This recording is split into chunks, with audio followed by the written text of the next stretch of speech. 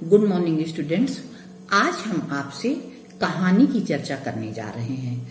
हिंदी साहित्य की अनेकानेक विधाओं में कहानी भी एक प्रमुख विधा है। कहानी साहित्य की एक ऐसी गद्य विधा है जिसमें जीवन के किसी एक अंग को लेकर मनोरंजक पूर्ण ढंग से उसका चित्रण किया जाता है।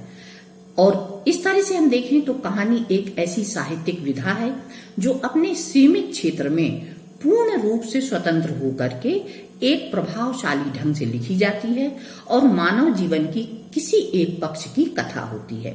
अलग अलग विद्वानों ने कहानी को लेकर अपनी धारणाएं प्रस्तुत की हैं, अनेक परिभाषाएं दी हैं। अब जैसे मुंशी प्रेमचंद कहानी के विषय में कहते हैं कि कहानी एक रचना है जिसमें जीवन के किसी भी एक मनोभाव को प्रदर्शित किया जाता है और उसको प्रदर्शित करना लेखक का उद्देश्य होता है। उसके लिए चरित्र, शैली, पात्र योजना, संवाद लेखन अनेक तरीकों से उसको प्रभावशाली बनाया जाता है और उसका क्रमबद्ध ब्यौरा जैसे कहते हैं प्रस्तुत किया जाता है। उस परिवेश को प्रस्तुत किया जाता है, उसमें जो द्वंद्वात्मकता होती है उसे दर्शाया जाता है।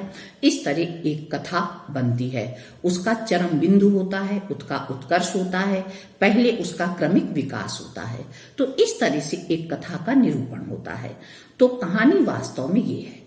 अब कहानी के लिए कौन कौन से तत्व होते हैं, क्योंकि अगर हमें कहानी लेखन करना है तो कहानी को समझना है तो उसके तत्वों को जानना भी बहुत आवश्यक है, जिसके आधार पर हम एक कहानी लिख सकते हैं। तो कहानी के तत्वों में प्रमुख तत्व जो होते हैं, पहले तो होता है कथानक उसका, यानी उसकी कथा वस्तु। एक कहानी में पहला और सर्वप्रथम तत्व है कि कहानी के आरंभ से अंत तक उसमें क्या कहा जा रहा है, उसे हम कथानक या कथा वस्तु कहते हैं। कहानी में जो घटित होने वाली घटनाएं हैं उसको उनका कथानक होता है। ये कहानी का मूल आधार है। इसे आरंभ में और मध्य में और अंत 3 भागों में हम विभाजित कर सकते हैं। तो इस तरह कहानी का पहला तत्व है उसकी कथा वस्तु या कथानक। फिर दूसरा जो तत्व है पात्र योजना अथवा चरित्र चित्रण। अब जैसे एक कहानी है तो उसका दूसरा प्रमुख तत्व होगा कहानी में पात्र योजना। कथानक के अनुरूप होनी चाहिए। कहानी में नायक नायिका जैसे 2 प्रमुख पात्र होते हैं, अन्य इसके सहायक पात्र भी होते हैं और पात्रों के द्वारा लेखक उस उद्देश्य को स्पष्ट करता है और समाज को वो संदेश देता है जो वो उस कहानी के माध्यम से देना चाहता है। तो इस तरह पहला तत्व हुआ कथानक या कथा वस्तु और दूसरा तत्व हुआ पात्र योजना और उनका चरित्र चित्रण। अब तीसरा जो तत्व है वो है संवाद योजना, यानी और कथोपकथन जिसे हम कहेंगे संवाद योजना, क्योंकि कहानी में जो बात हम बताना चाह रहे हैं वो संवादों के माध्यम से, कथोपकथन यानी बातचीत के माध्यम से ही तो आगे बढ़ेगी। तो संवाद का, कथोपकथन का शाब्दिक अर्थ होता है परस्पर बातचीत। तो कहानी के पात्रों में जो परस्पर बातचीत होती है, संवाद योजना होती है, वो उसका प्रमुख तत्व है, क्योंकि उसी के द्वारा कहानी की बात को आगे बढ़ाया जाता है। फिर देश काल और वातावरण। कहानी का चौथा प्रमुख तत्व है देश काल और वातावरण, यानी जिस देश काल, जिस समय की वो कहानी है, जो उसका वातावरण है, जो उसका माहौल है, वो भी स्पष्ट होना चाहिए। तभी तो हम कहानी की परिस्थितियों को समझेंगे, उसकी घटित घटनाओं को समझेंगे और ये सब किससे होता है, इसका बोध उस वातावरण से होता है, उस देश काल से होता है। तो कथानक उस देश काल और वातावरण के अनुरूप होना चाहिए, तब एक अच्छी कहानी लिखी जा सकती है। और देश काल और कथानक में एक आपसी समन्वय होना चाहिए। पात्र योजना, चरित्र चित्रण, देश काल और कथानक, इनमें आपस में एक सामंजस्य होना चाहिए, तब एक अच्छी कहानी आगे बढ़ती है। अब इसके बाद उद्देश्य, कि उस कहानी का उद्देश्य क्या है, उस कहानी को किस उद्देश्य से लिखा जा रहा है, ये भी एक महत्वपूर्ण बात है। क्यों? क्योंकि कोई भी रचना, कोई भी साहित्यिक रचना हो, कुछ भी बिना उद्देश्य के नहीं होता है। तो उस रचना का जो उद्देश्य है, उसमें जो निहित है, तो वो बातें, जो कथानक, वो पात्र, वो वातावरण और ये सारी चीजें मिल करके जो हैं उस उद्देश्य को आगे बढ़ा रही हैं। तो कहानी का एक उद्देश्य भी होना बहुत आवश्यक है, जिसके द्वारा हम समाज को एक अच्छा संदेश देते हैं। फिर भाषा शैली, ये भी एक महत्वपूर्ण तत्व है। कहानी की भाषा सरल, सहज और प्रवाहपूर्ण होनी चाहिए, पात्रों के अनुकूल होनी चाहिए और विषयानुकूल होनी चाहिए। इसमें सहज और सामान्य शब्दावली का प्रयोग होना चाहिए, क्योंकि अगर हम क्लिष्ट शब्दावली का प्रयोग करेंगे तो कहानी को हम दूसरों को नहीं समझा पाएंगे, अपनी बात उन तक नहीं समझा पाएंगे। तो ये किसी भी कहानी के प्रमुख तत्व हैं। अब जैसे हमने इसमें एक तत्व लिया, कहानी का पात्र और चरित्र चित्रण, तो इनका तो बहुत बड़ा आधार होता है। पात्र कहानी के मूल आधार होते हैं। पात्र ही कहानी को गतिशीलता प्रदान करते हैं और पात्र ही कहानी के उद्देश्य को स्पष्ट करते हैं और पात्र ही पाठकों तक कहानी के संदेश को पहुंचाते हैं। तो इनका बहुत महत्वपूर्ण स्थान है और पात्रों के माध्यम से कहानी समापन की ओर जाती है। इसी तरह से भाषा शैली की बात है। भाषा शैली सहज, सरल और बड़ी विवेकपूर्ण होनी चाहिए, जिससे हम लोगों को समझा सकें। प्रसंगानुकूल होनी चाहिए, पात्रानुकूल होनी चाहिए और विषयानुकूल होनी चाहिए भाषा और शैली। अब तो इस तरह से हम एक कहानी को लिख सकते हैं।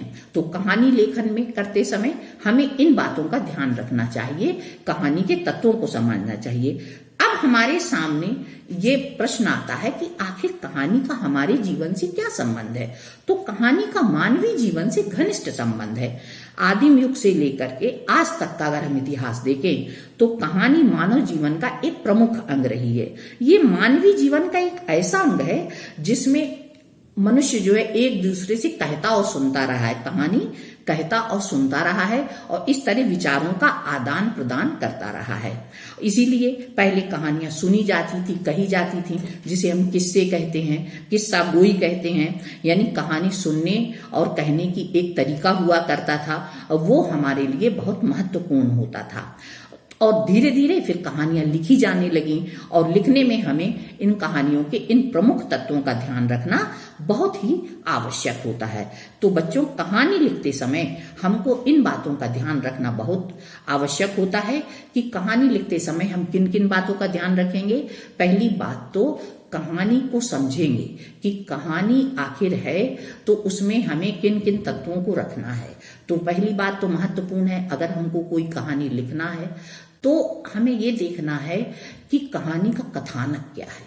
एक कहानी को लिखते समय उसके कथानक पर हम ध्यान देंगे, फिर हम उसके पात्रों पर ध्यान देंगे कि जिस कहानी को हम लिख रहे हैं तो विषय के अनुकूल पात्र हों, फिर हम उसको पात्रों को ध्यान देंगे, फिर पात्रों के माध्यम से जो विषय है उसको आगे बढ़ाना है।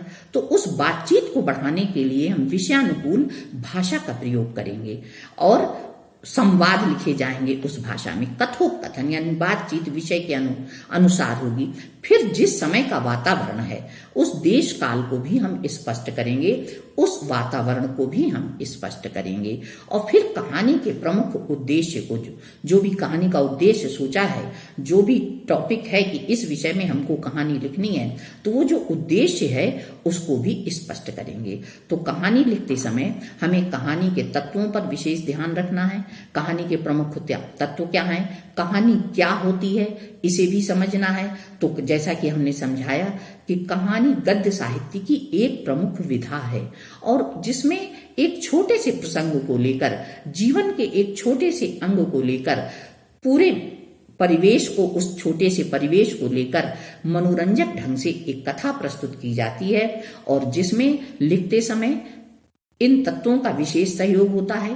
पहला कथानक या कथा वस्तु, दूसरा पात्र और उनका चरित्र चित्रण, और तीसरा उनको लिखते समय हमको ध्यान रखना है कहना जी कथोपकथन और संवाद योजना का। फिर हमको ध्यान रखना है कहानी के देश काल और वातावरण का, फिर कहानी के उद्देश्य का और उसकी भाषा शैली का। जब इन सब बातों का हम एक तरह से इन सारी बातों को हम एक साथ जोड़ लेंगे और एक सिस्टमेटिक तरीके से, एक बहुत अच्छे तरीके से इनका निरूपण करेंगे और इस तरह से सुंदर ढंग से इनको संयोजित करेंगे तो हम एक अच्छी कहानी लिख सकते हैं। तो आशा है कहानी कैसे लिखें और उनके लिए कहानी की परिभाषा क्या है और कहानी के मूल तत्व क्या है, महत्वपूर्ण तत्व क्या है जिनके द्वारा कहानी आगे बढ़ती है, ये बात आपको समझ में आ गई होगी। धन्यवाद।